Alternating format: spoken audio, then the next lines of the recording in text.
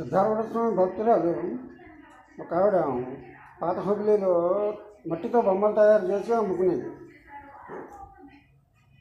రంగులద్ది చాలా అందంగా తయారు చేసింది. ఒకరోజు సిద్ధారూఢ స్వామి బొమ్మని తయారు చేసింది.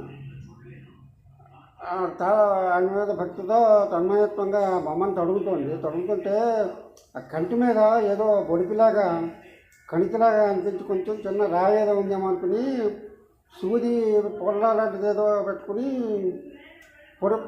కెలకడం మొదలెడితే ఆ బొమ్మ హఠాత్తుగా వేడెక్కిపోయింది.